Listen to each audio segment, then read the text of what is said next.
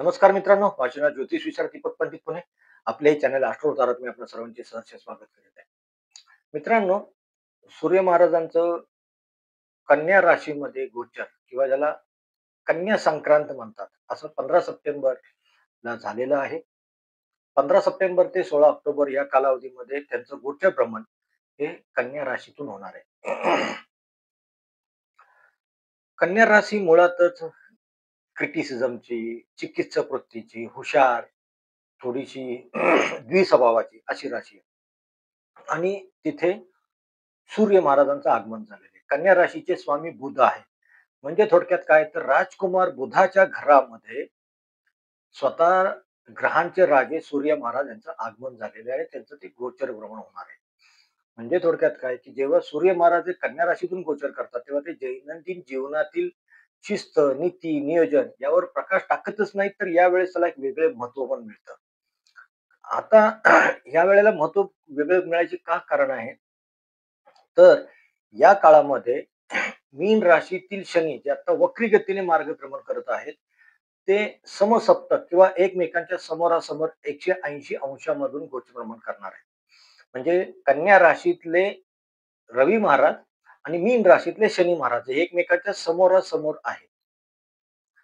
सूर्य म्हणजे काय? प्रकाश, अहंकार, राजेपण, कमांडिंग पॉवर, जाणीव, आत्मबळ, आत्मविश्वास ह्याचं द्योतक आहे. आणि शनी म्हणजे काय? तर लेबर, कामगार, जबाबदारी, परिपक्वता, वृद्धत्व, कर्माची कसोटी, न्यायाची कसोटी, न्याय आणि विलंब यांचा कारक आहे. आणि बुध हा कन्या राशीत उच्चस्थानी असल्यामुळे या काळात बुद्धिमत्ता, संवाद, निर्णय क्षमता वाढेल. पण वक्री शनी त्या प्रकाशाला हळू-हळू पचवायला लावेल. वक्री शनी तुम्हाला कुठलंही फळ इमिडिएटली मिळू देणार नाही. तो त्यांच्या दृष्टीने विलंब करणार, कर्माची, न्यायाची कसोटी लावणार. तुम्ही किती मॅच्युरिटीने ते ॲक्सेप्ट करताय, काय म्हणतात ना, ग्राह्य करताय. ह्याचं शनी महाराज पूर्णपणे अभ्यास करून मगच ते तुम्हाला अ, जे काही गोष्टी आहेत त्याचं फळ प्राप्त करून देणार. हा सूर्य आणि शनीचा एकमेकांना समसप्तक किंवा समोरासमोरची जे काय म्हणू आपण त्याला ना दृष्टी आहे, ती 15 सप्टेंबर ते 16 ऑक्टोबर या संपूर्ण कालावधीमध्ये राहणार आहे. हे फक्त लक्षात ठेवा, हे फक्त साधं गोचर या सदराखाली येत नाही, की कन्या राशीत रवी आलाय. त्यांच्यावरती दृष्टी जी आहे ती वक्री शनीची ती सगळ्यात महत्वाची आहे. ह्याचा दीर्घकालीन परिणाम हा सगळ्यांवरती येनकेन प्रकारे होणार आहे. कारण मुळातच सूर्य हा अहंकार, जाणीव, राजा, आत्मबळ, आत्मविश्वास याचा कारक आहे. शनी कर्म, कर्मचारी, जबाबदारी हे मी आधी सांगितलंय. आणि सूर्याची 7वी दृष्टी जी पडते ती थेट वक्री शनीवरती पडते. म्हणजे थोडक्यात सूर्य शनीला प्रकाश दाखवतोय. म्हणजे आयुष्यात आपण कुठे अजूनही अपरिपक्व, हट्टी, इमॅच्युअर, जबाबदारी टाळत आहोत, कर्माने वागत नाही, न्याय करत नाही, ते स्पष्ट दिसेल. आणि लक्षात ठेवा, ही जाणीव तात्पुरती नाहीये, तर ती पुढील जवळपास अ, आपण काय म्हणतो ना, जोपर्यंत मीन राशीमध्ये शनी आहे, त्या संपूर्ण कालावधीमध्ये ही जीवन दिशा बदलणारा पाया ठरू शकतो. हे गोचरभ्रमण इतकंही महत्वाचं आहे. अ, मुख्य म्हणजे बुध, कन्या राशीचे स्वामी बुध, ते पण सूर्याबरोबर काही कालावधी करता असणार आहे. तर बुध हाच विचार, संवाद, नेटवर्किंग, आपलं कॅल्क्युलेशन, मॅथेमॅटिक्स, शिक्षण यांचा कारक आहे, बुद्धीचा कारक आहे. या काळात जे नवीन विचार, नवीन योजना, नवे संपर्क होतील, इस्टॅब्लिश होतील, ते भविष्यामध्ये स्थिर स्वरूपात साकार होण्याची बीज रोवली गेलेली असतील. म्हणूनच या काळामध्ये घेतलेले निर्णय, शिकलेले धडे, आलेले अनुभव हे पुढील किमान 7 वर्षापर्यंत तरी परिणाम दाखवतील. 2.5 वर्ष तर गॅरंटेड, किमान 7 वर्षापर्यंत. शनी वक्री आहेत, तर ते वक्री शनी हे कायम वर्तमान काळामध्ये जगत असताना भूतकाळातील राहिलेले अपूर्ण धडे, पेंडिंग कर्म, पेंडिंग कामं किंवा जे काही अपूर्ण गोष्टी आहेत ना, त्याची परत शिकवणी देतो, पूर्ण करायला भाग पाडतो, पूर्ण करायची आठवण करून देतो. हा जो काळ असतो ना, तो जुनी चूक सुधारण्याचा सगळ्यात बेस्ट काळ आहे. कारण सूर्य महाराजांचा प्रकाश स्वतः ते प्रकाशमान करत आहेत. शनी महाराज जिथं वक्री बसले ते. आतापर्यंत ज्या आपण गोष्टी टाळल्या, पळवल्या, चुकीच्या पद्धतीने केल्या, हाताळल्या, त्या परत येतील आणि त्यावरती आपल्याला काहीतरी उपाय, काहीतरी धडा, काहीतरी शिक्षण घेऊन काहीतरी करावं लागेल. म्हणजे हा काल जो आहे ना, हा कालावधी तो फक्त नवे निर्माण करण्याचा नाही, तर जुने साफ होण्याचा आणि परिपक्व होण्याचा, मॅच्युअर होण्याचा किंवा पूर्णत्वाला नेण्याचा कालावधी. सामाजिक आणि वैयक्तिक आयुष्यात ध्रुवीकरण होणं, कॉन्सन्ट्रेशन होणं, हे होणार. काही लोक पूर्णपणे सोडून जातील, काही लोक नव्याने जॉइन होतील. तुमचं नेटवर्क एक्सपांड सुद्धा होईल. यातून मिळणारे नवे संबंध, नवे कार्य हे दीर्घकाळ टिकणारे असतील. दीर्घकालीन करता ते तुमच्या सोबत असणार आहे. थोडक्यात तर काय, हे गोचर जे आहे ना, हे तुमच्या आपल्या सगळ्यांच्या जीवनावरती खरोखररित्या कोण, काय आणि का हवे याची फिल्टर, पारदर्शक ही प्रोसेस असणार आहे. आरोग्य आणि मानसिक म्हणाल तर सूर्य आणि शनी हे जात्याच विरोधक आहेत. शत्रुग्रह म्हणलं जातं सूर्य आणि शनी एकमेकांना. त्यामुळं शरीर आणि मनावरती एक प्रकारचा ताण येणार आहे.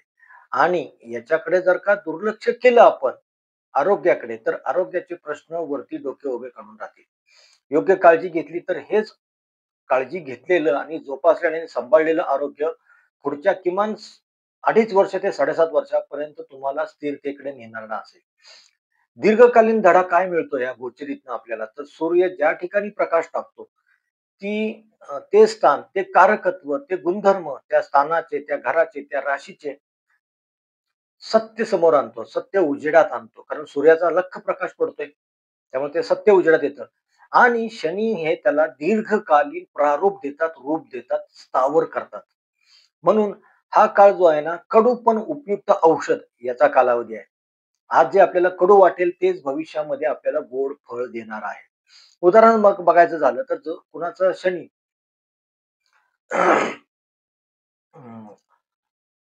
कुणाचा शनी चतुर्थ स्थानात आहे आणि दशम स्थानातून आता रवी महाराजांचं गोचर प्रमाण होत आहे.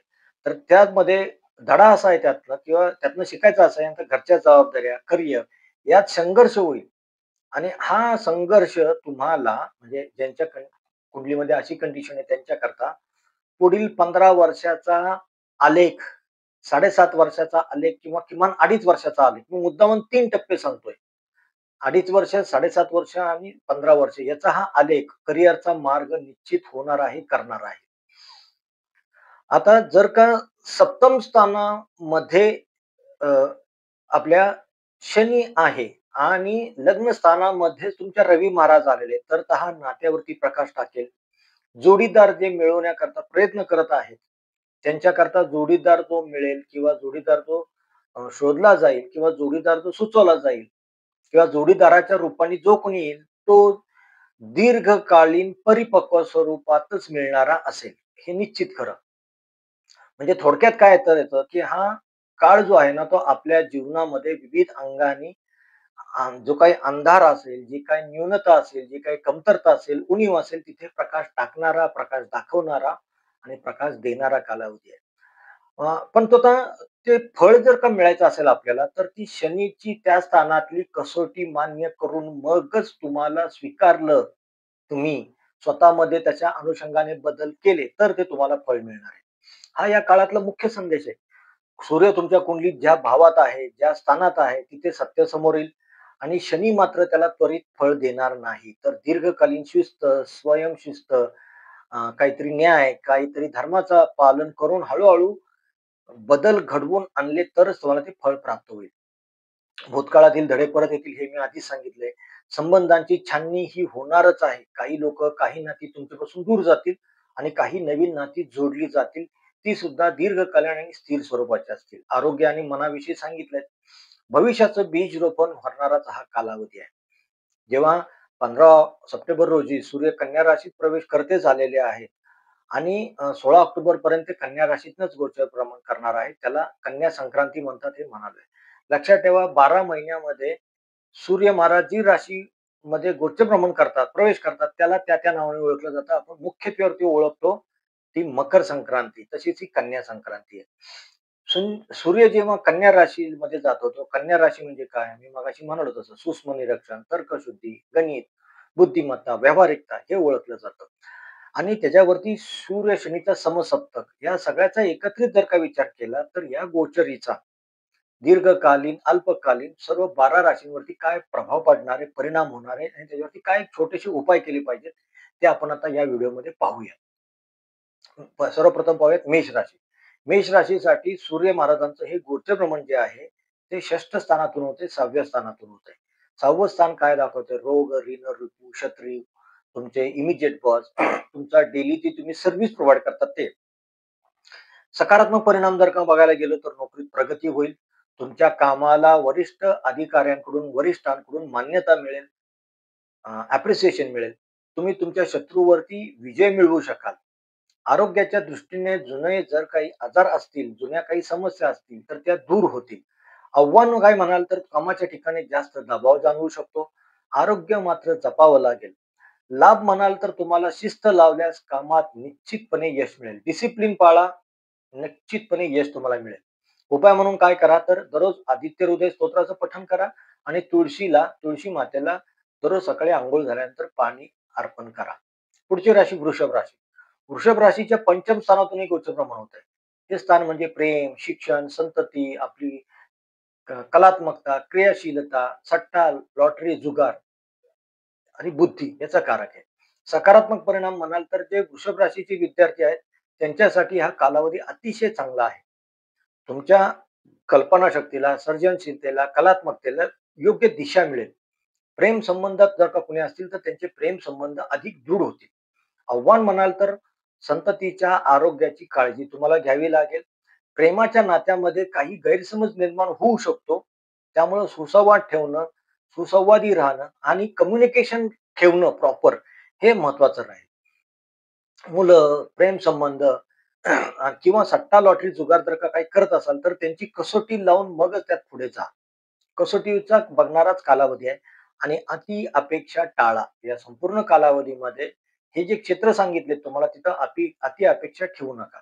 लाभ म्हणाल तर तुम्हाला कला क्षेत्रात जे काम करतात, जे क्रिएटिव्हली काहीतरी करतात, काहीतरी घडवू इच्छितात, त्यांच्याकरता हा अतिशय उपयुक्त असा कालावधी आहे. उपाय म्हणून काय कराल तर शुक्रवारी दुर्गा मातेची उपासना करा आणि लहान लहान मुलांना किमान टॉफी, चॉकलेट किंवा एखादी मिठाई भेट द्या, खायला द्या. पुढची राशी मिथुन राशी. मिथुन राशीच्या चतुर्थ स्थानातून सूर्य महाराजांचं गोचर प्रमाण होत आहे. चतुर्थ स्थान म्हणजे काय? आपलं घर, कुटुंब, सुख, माता, चारचाकी वाहन हे दाखवतं आणि तुमची मानसिक शांती दाखवतं. सकारात्मक परिणाम काय म्हणाल या गोचरीचा आणि समसप्तक शनी रवी समसप्तकचा तर कुटुंबासोबत वेळ घालवण्याची संधी मिळेल. घरात सुख शांतीचे वातावरण राहील. मालमत्तेशी संबंधित बाबींमध्ये तुम्हाला फायदा होऊ शकतो. अर्थात तिथे सुद्धा काही चॅलेंजेस असतील पण तुम्ही ते इझिली ओव्हरकम करू शकता. आव्हान म्हणाल तर आईच्या आरोग्याची काळजी घ्या. कौटुंबिक बाबीमध्ये वाद वाढू शकतात. त्यामुळे ते वाद वाढणार नाहीत किंवा एखादा कळीचा मुद्दा जर का ठरला तर त्याचा जागच्या जागी निपटारा कसा करता येईल सगळ्या कुटुंबांनी मिळून हे ठरवा आणि ते करा.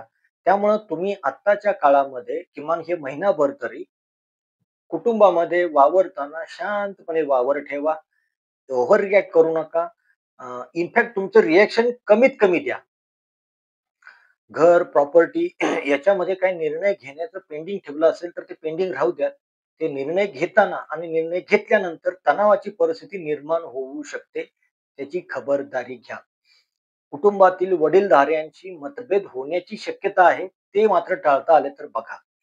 लाभ म्हणाल तर घर दुरुस्ती करणं, घरामध्ये रिनोव्हेशन करणं किंवा घर खरेदी करायचा कुणी काही विचार करत असेल, चारचाकी वाहन खरेदी करण्याचा कुणी विचार करत असेल, तर त्याकरता हा अतिशय उत्तम कालावधी आहे. ते तशा खरेदीचे योग अगदी बलवत्तर झालेले आहेत, बळकट झालेले आहेत. उपाय म्हणून काय कराल तर रविवारी गाईला गूळ पोळी खायला द्या किंवा गूळ आणि गहू म्हणजे बघा ते कसं दिलं जातंय ते तसं एकत्र खायला द्या. पुढची राशी कर्क राशी. कर्क राशीच्या तिसऱ्या स्थानामध्ये हे गोचर प्रमाण होते. तिसरं स्थान म्हणजे काय? आपलं धैर्य, पराक्रम, धाडस, छोटे प्रवास, संवाद, लेखन, त्याचबरोबर आपले शेजारी यांचं स्थान आहे हे दर्शवतं. याचा सकारात्मक परिणाम काय म्हणाल तर तुमच्या पराक्रमात वाढ होईल. तुम्ही नवीन कामांना सुरुवात कराल किंवा नवीन कामं हातात घ्याल किंवा नवीन प्रोजेक्ट हातात घ्याल. छोटे छोटे प्रवास लाभदायक ठरतील. छोट्या भावंडांबरोबर ते तुमचे संबंध सुधारतील. आता इथे आव्हान काय असणार आहे तुम्हाला तर महत्वाचे निर्णय घेताना किंवा नवीन कामाला सुरुवात करताना किंवा नवीन प्रोजेक्टला हात घालताना पूर्णपणे विचारपूर्वकच पावले टाका, त्यानंतरच स्वीकारा. अधिक आत्मविश्वासामुळे कसलाही प्रकारचा धोका पत्करू नका. Over confidence is always harming, हे लक्षात ठेवा. प्रवास करताना, करार-मदार करताना, काही आपण म्हणतो ना ॲग्रीमेंट वगैरे करताना किंवा भावंडांशी वागताना, बोलताना, शेजार-पाजाऱ्यांशी वागताना, बोलताना जरा जबाबदारी ठेवून वागा. कारण तुमची जबाबदारी आता वाढलेली असेल एन-केन प्रकारे. हे लक्षात ठेवा. लाभाचं काय म्हणाल तर शिकण्याकरता जे प्रयत्न करणारे विद्यार्थी आहेत, त्यांना शिक्षणामध्ये यश मिळेल. काही नवीन शिक्षण घेण्याचा विचार करत असतील, तर त्यांना त्यामध्ये सुद्धा ॲडमिशन वगैरे मिळेल. तुमचे संवाद कौशल्य वाढवण्याचा जर का कोणी प्रयत्न करत असतील, तर संवाद कौशल्य वाढवण्याची संधी आहे. उपाय म्हणून काय करा, तर शनिवारी काळे तीळ दान करा. पुढची राशी आहे सिंह राशी. सिंह राशीचे स्वामी महाराजच सूर्य महाराज आहेत आणि ते त्यांच्या द्वितीय स्थानातून गोचर करत आहेत. कन्या राशी ही सिंह राशीच्या द्वितीय स्थानात पडते. त्यामुळे द्वितीय स्थान काय दाखवतं? धन, संचित धन, कुटुंब, वाणी. कुटुंब म्हणजे खानदान हां, इथे. कुळ आपलं जे असतं ते. ते आणि वाणी, आपल्या खाण्यापिण्याच्या सवयी हे. त्यामुळे सकारात्मक परिणाम काय म्हणाल याचा, तर तुमची आर्थिक स्थिती मजबूत होईल. काही पैसे सेव्हिंग व्हायला सुरुवात होईल. बचतीमध्ये वाढ होईल. जी काही तुम्ही गुंतवणूक कराल किंवा केली असेल, त्यातून तुम्हाला चांगला फायदा मिळण्याची शक्यता आहे. कुटुंबामध्ये आनंदाचे वातावरण राहील. आव्हान म्हणाल तर तुम्हाला बोलताना जास्त कठोर शब्द वापरू नका. एका लाईनमध्ये सांगितलेलं आहे. तुमच्या वाणीमुळे गैरसमज होतील. बोलण्यामुळे नाती तुटतील, लोकं दुखावतील. मग ते कामाच्या ठिकाणी असो, घरात असो किंवा आपल्या नातेवाईक पै-पाहुण्यांमध्ये, मित्रमंडळींमध्ये असो. ती खबरदारी घ्या. तुमच्या बोलण्यामुळे गैरसमज होणार नाही त्याची खबरदारी घ्या. कमाई, खर्च याच्यावरती तुम्हाला काही कसोट्या लावाव्या लागतील, त्याचा ताळेबंद ठेवावा लागेल, त्याचा हिशोब ठेवावा लागेल. आणि सगळ्यात महत्त्वाचं म्हणजे चुकीच्या गुंतवणुकीपासून सावध राहा. लाभ म्हणून काय कराल तर तुम्हाला अ, आर्थिक फायदा तर होणार आहेच, हे आर्थिक स्थिती मजबूत आहे हे सांगितलंय. परंतु ते झालेला आर्थिक लाभ गुंतवताना शिस्तबद्ध पद्धतीने प्रॉपर त्यातले जे कोणी तज्ञ असतील, त्या तज्ञांच्या मार्गदर्शनाखालीच तुम्ही ते गुंतवणुकीचं नियोजन करा, गुंतवणूक करा. उगाच रँडमली वाटतंय म्हणून कुठेतरी गुंतवायच्या भानगडीत पडू नका, दणका बसेल. हे झाले लाभ. उपाय म्हणून काय कराल तर दररोज सूर्य महाराजांना सकाळी उठल्यानंतर तांब्याच्या तांब्यामध्ये, लोट्यामध्ये पाणी घेऊन अर्घ्य द्या. पुढची राशी कन्या राशी. कन्या राशीतच हे सूर्य महाराजांना गोचरगमन करत आहेत, केलेलं आहे. त्यामुळं लग्न किंवा राशीतच काय म्हणतो आपण, कन्या राशी. कन्या राशीच्या प्रथम स्थानातच हे गोचर होते. म्हणजे आपली पर्सनॅलिटी, आपला ऑरा, आपलं फर्स्ट इम्प्रेशन, तुमची स्वतःची तब्येत किंवा तुमचा स्वतःचा अपीअरन्स किंवा हाऊ यू काय म्हणतो ना आपण त्याला, how you attack on somebody. प्रत्येक वेळेला युद्ध अटॅक म्हणजे युद्ध नाही. तुम्ही समोरच्याला कसे सामोरे जाता ते. ते म्हणजे लग्न स्थान आहे आपलं, प्रथम स्थान आहे कुंडलीचं.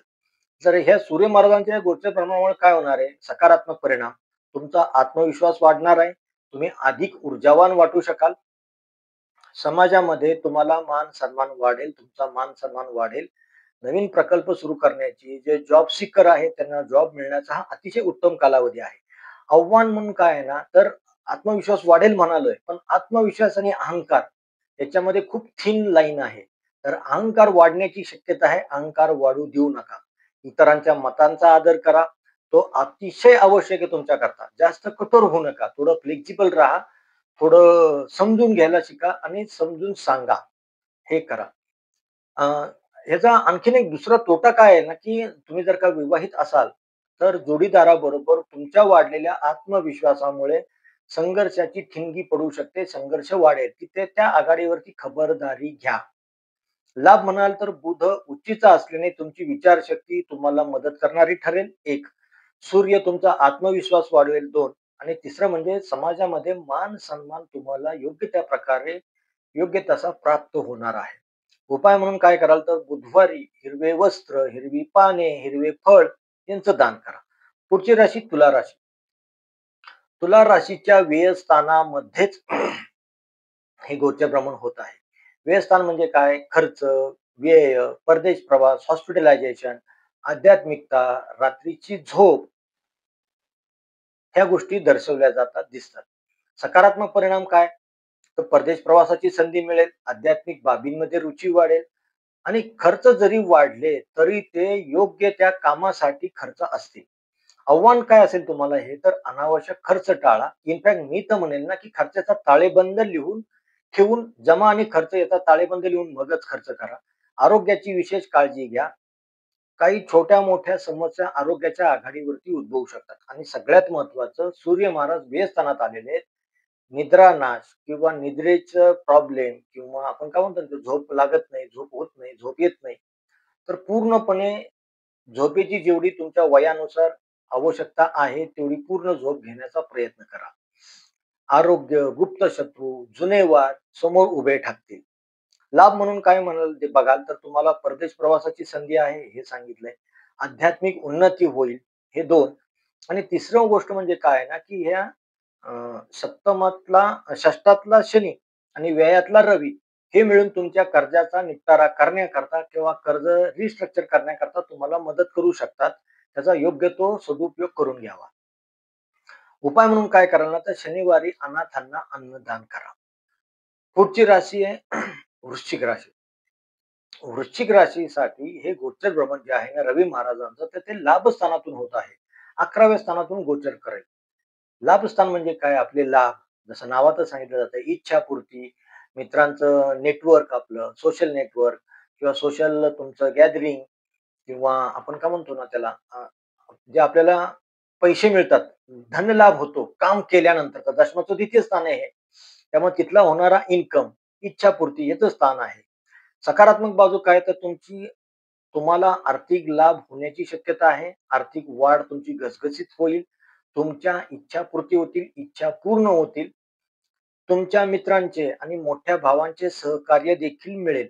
लाभभावातनं आपले थोरले बहीण-भाऊ सुद्धा बघितले जातात. त्यामुळं तुमच्या मित्रांचे, मोठ्या भावांचे, बहिणींचे तुम्हाला सहकार्य लाभेल.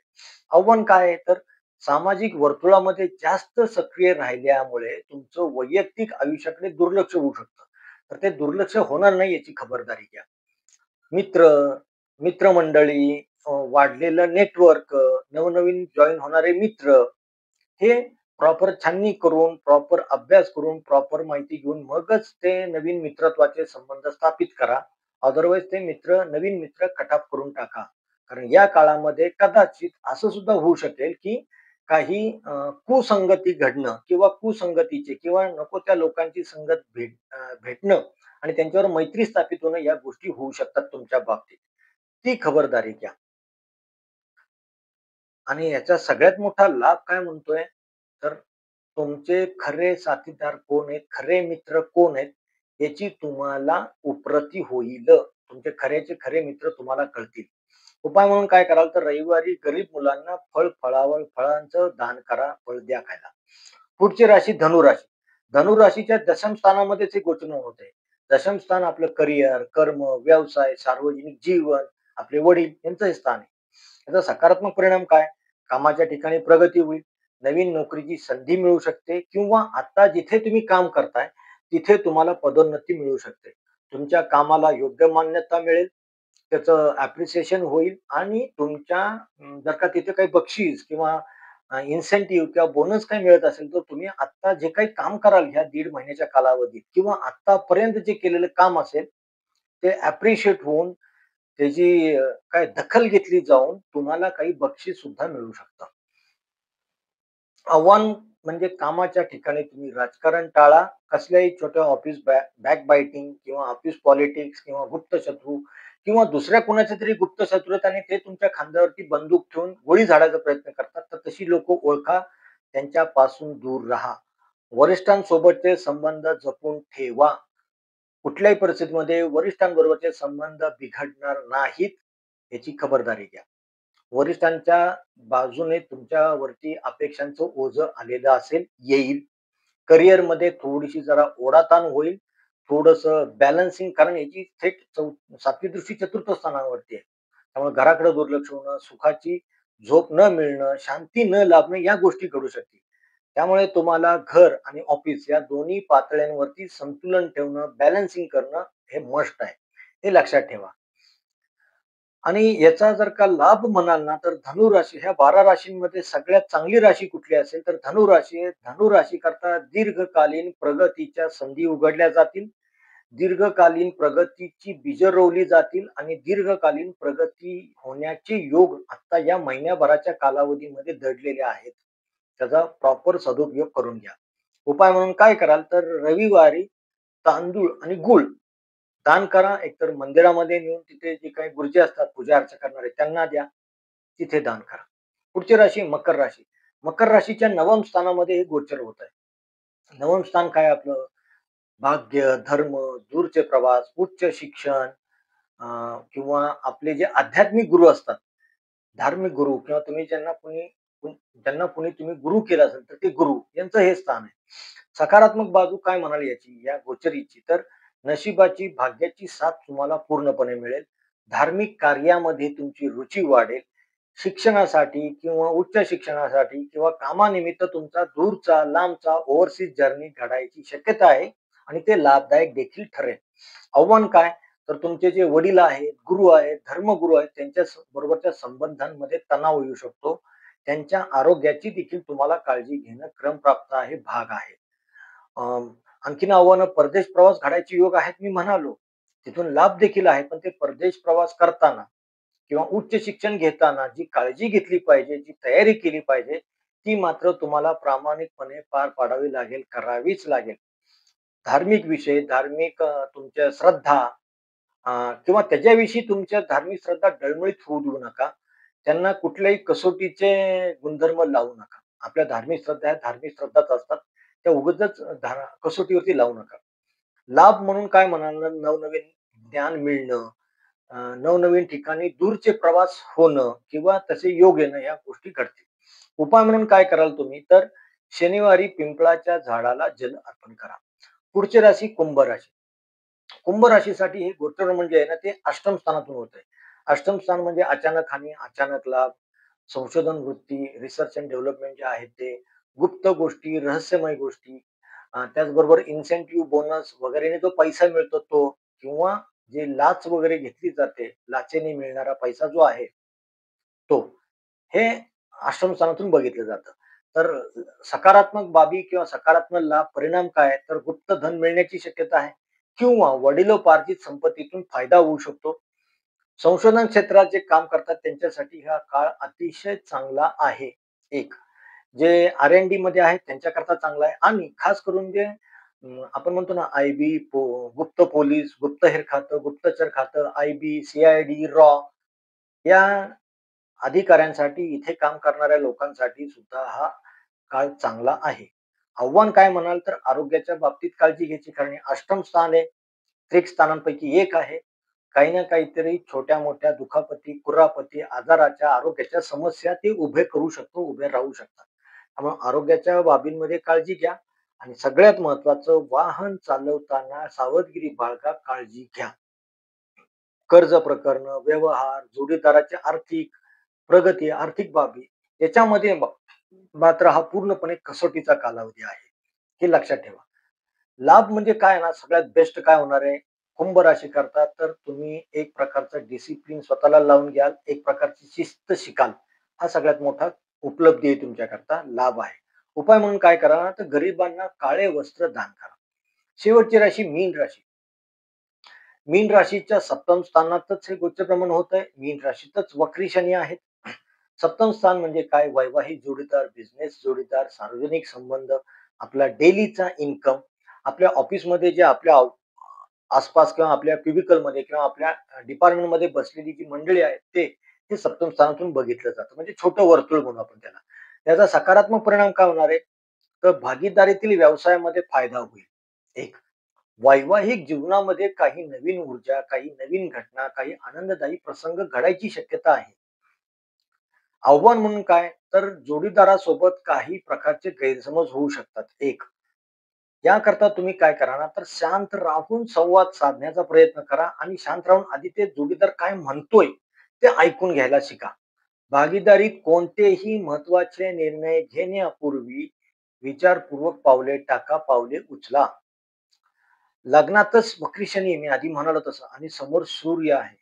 त्यामुळे नाती, विवाह, जोडीदार किंवा आपल्या ऑफिसमधले कलीग ह्यांचे बरोबरचे संबंध तुमच्या अगदी कसोटीवरती येणार आहेत. ते अगदी छाननी होणार आहे, हे लक्षात ठेवा. लाभ म्हणून काय कराल, तर जे कोणी विवाह इच्छुक आहेत आता या कालामध्ये, त्यांना एक प्रकारचा परिपक्व, मॅच्युअर्ड, स्थिर, अ, दीर्घकालीन असा नातेसंबंध इस्टॅब्लिश होऊ शकतात. एक. दुसरी गोष्ट म्हणजे बिझनेस पार्टनर जर का कोणी शोधत असतील आणि बिझनेस पार्टनरशिपमध्ये करायचा विचार करत असतील, तर त्यांना जे आता बिझनेस पार्टनर म्हणून लाभतील, ते सुद्धा दीर्घकालीन लाभ देणारे, परिपक्व असे किंवा त्या फील्डमधले मास्टर असे असतील. उपाय म्हणून काय करा ना, तर तुम्ही गुरुवारी विष्णूंची पूजा करा. घरातील वडीलधाऱ्यांचे आशीर्वाद घ्या. मित्रांनो, हे होतं मेष ते मीन राशी करता सूर्य महाराजांचं कन्या राशीतील गोचर भ्रमण, त्याचे प्रभाव, परिणाम, उपाय, सकारात्मक बाबी, काय करायला पाहिजे, काही नाही करायला पाहिजे आणि छोटे करता येण्यासारखे उपाय आपण पाहिले. मित्रांनो, खरं तर हा काळ आहे ना, जुनं जे आहे ना, ते सोडून देऊन नवे स्वीकारण्याचा आहे. सूर्य हे दाखवतो की प्रकाश कुठे पडला आहे किंवा पडला पाहिजे किंवा पडलेला आहे आणि त्यातून काय दिसतंय आणि ते जे दिसणार आहे ना, त्याच्याकरता आपल्याला शनी महाराज शिकवणार आहे. त्यामुळं सूर्य महाराजांचा प्रकाश आणि शनी महाराजांची शिकवण, धडा हे एक प्रकारचं आयुष्य स्थिर करण्यासाठी, शिस्त, संयम, जबाबदारी ओळखण्यासाठी अतिशय आवश्यक आहे आपल्या सगळ्यांच्याच आयुष्यामध्ये. तर या काळाचा सगळ्यांनी तो योग्य त्या प्रकारे सदुपयोग करून घ्यावा. ज्या काही छोट्या-मोठ्या चुका आपल्याकडून पास्ट लाईफमध्ये किंवा आता ज्या काही झाल्या असतील भूतकाळातल्या, त्या निस्तरण्याचा प्रयत्न करा. हा कालावधी त्या चुका निस्तरण्याकरताच आलेला आहे, हे लक्षात ठेवा. प्रत्येक राशीने आपल्या आपल्या कामात, मग ते शिक्षण घ्यायचं काम असेल, शिकवायचं काम असेल, कामाच्या ठिकाणचं काम असेल, तर अधिक लक्ष केंद्रित करणे, अनावश्यक वाद टाळणे, आरोग्याची काळजी घेणे, एक डिसिप्लिन लाईफ जगणे. कारण सूर्य आणि शनी हे जरी शत्रू असले ना, तरी ते तुमच्याकरता शत्रू असतील अशी बाब नाहीये. सूर्य दाखवतोय आणि शनी ते बघून त्याचं धर्म, न्याय, कर्म याच्या कसोटीवरती अभ्यास करून ते तुम्हाला प्रदान करणार आहे बक्षीस, फळ. हे लक्षात ठेवा. त्यामुळं हे जे गोचर आहे ना, याचं सकारात्मक दृष्टिकोन, सकारात्मक बाजू, पॉझिटिव्ह साइड बघून तुम्ही जर का वाटचाल चालू ठेवलीत ना, तर पुढच्या किमान 2.5 वर्ष, 5 वर्ष, 7.5 वर्ष हे मुद्दामून 3 टप्पे सांगतोय. या 3 टप्प्यामध्ये तुम्हाला प्रचंड असा लाभ मिळू शकेल, पदरात पडू शकेल. या गोचरीचा वैयक्तिकरित्या परिणाम कदाचित वेगवेगळे तुमच्या अ, वैयक्तिक जन्म लग्न कुंडलीनुसार चालू असलेल्या दशांनुसार कदाचित वेगवेगळे असू शकतील, पण मोठा-मोठा तोरपे थोड्याफार फरकाने असेच तुम्हाला इफेक्ट अनुभवास येतील. जे काही इफेक्ट अनुभवायला येत आहेत किंवा आलेले आहेत किंवा येणार आहेत, ते कृपया माझ्या व्हिडिओच्या खाली कॉमेंट बॉक्स ओपन आहे. त्यामध्ये आपली राशी लिहून काय अनुभवाची प्रचिती आलेली आहे, ते जरा फक्त मेन्शन करा. म्हणजे आम्हाला अभ्यास करताना सुद्धा त्याचा उपयोग होतो. मित्रांनो, माझा हा छोटासा प्रयत्न होता. कन्या राशीतील रवी महाराजांचं गोचर भ्रमण आणि त्याचा सर्व 12च्या 12 राशींवरती पडणारा परिणाम, प्रभाव, मिळणारं फळ, काय काळजी घेतली पाहिजे, सकारात्मक बाबी, निगेटिव्ह, नकारात्मक बाजू, हे आपण सगळं पाहिलेलं आहे. लाभ सुद्धा मी सांगितलेला आहे खास करून. आणि तो लाभ कसा मिळवायचा हे देखील सांगायचा प्रयत्न केलेला आहे. तर आशा करतो की माझा व्हिडिओ आपल्या पसंतीस आला असेल, तर कृपा करून माझ्या या चॅनलला लाईक करा, सबस्क्राईब करा. आपल्या मित्र परिचितांना देखील लाईक आणि सबस्क्राईब करायला सांगा. त्यांच्यासोबत देखील शेअर करा. मनःपूर्वक धन्यवाद.